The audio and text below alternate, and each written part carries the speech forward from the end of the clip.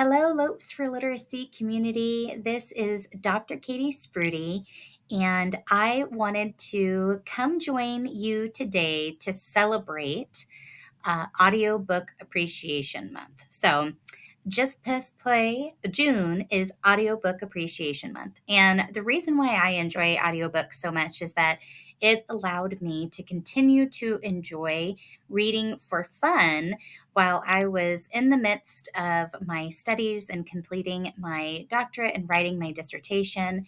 The eye strain I was experiencing was crazy, and I just wasn't getting to enjoy books for fun quite like I was before. So I started to dabble into audiobooks, and I am so incredibly grateful I did. So today I want to share a little bit more about them with you. So, did you know that audiobooks activate the same areas of the brain as reading the text does? So, MRI studies have shown that identical processing of language, emotion, and story structure takes place even when we are listening to audio. For students, audiobooks help to improve comprehension and vocabulary and even focus. So there had been a study done by Edison and report in like 2022, and it showed that over 56% of audiobook listeners said that it also helps them to retain information better. But here is the kicker. They also improve listening, comprehension, speaking fluency, and overall language development. In 2022, another study found that audiobooks are especially powerful for language learners, helping to boost confidence and fluency through repeated readings and immersive listening.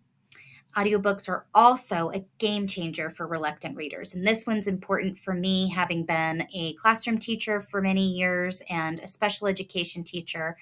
A National Literacy Trust research shows that boys who dislike reading are much more likely to enjoy listening to books, nearly 47%.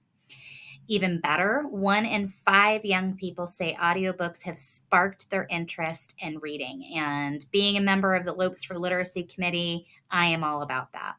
But most importantly for me, they also support students with dyslexia, ADHD, or vision impairments, making reading truly accessible for all.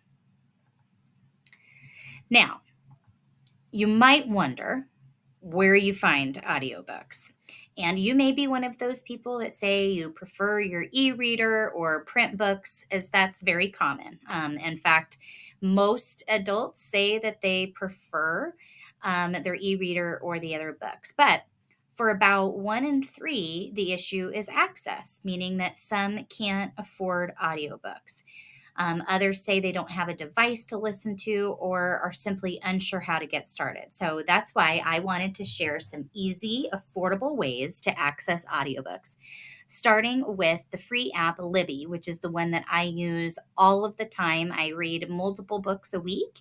And so using my subscription for Audible was not in the budget, according to my husband. So I learned about Libby, downloaded that app, and I am able to read multiple books a week free of charge right on my phone. And I just pop in my ear pods and go about cleaning, emptying the dishwasher, running errands.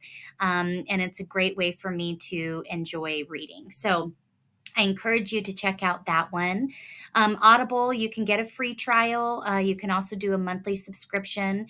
Spotify has audiobooks now. YouTube have many copyright safe books, and a lot of the classics are on there. And Epic and Tales to Go are really great options for the classroom. So there are many ways to access audiobooks that are with every budget. So I encourage you to check those out. Now, some of you might be getting ready to hit the road for a road trip this summer, which I am. I'm getting ready to head on the road with my family.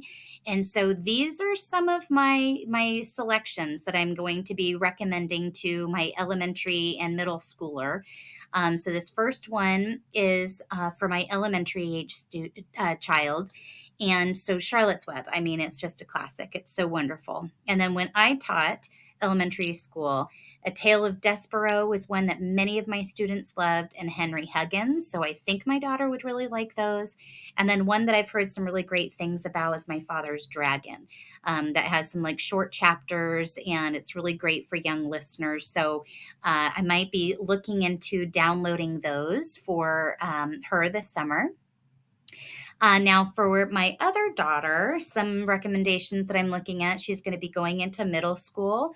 I was thinking The Secret Garden or Little Women, Treasure Island. I loved when I was younger. I loved the pirates and buried treasure. And then I discovered this series, The Mysterious Benedict Society, and might try and introduce those to hers as well. Now, if you're anything like me, you want to make sure that when you are offering up text for your children, you want to make sure that they are appropriate. So I really lean into common sense media. And so you can go through with that and change the filters here for a variety of things. So you could set an age range. So for those of you who have those 13 and older aged children or students, then you can go through and identify some content limits if you want to eliminate any suggestions that might have content that you are concerned about. And then you can also identify character strengths. If you want to hear text that is very, demonstrates courage or bravery or empathy, you can do that. You can look at ones that are highly rated by parents, highly rated by students, and then, of course, by genre and different topics, and filter that way.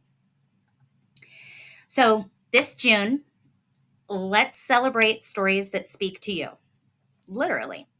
Whether you're in the car or winding down at bedtime, running errands, doing chores, audiobooks are a great way to boost your brain. And so please go ahead, download the app, choose a story, listen together with your students, your children, and then, of course, look at that Common Sense Media, do some research to find some more. So I hope you enjoyed this video. If you did, please like, subscribe to Lopes for Literacy, and until next time, Lopes up.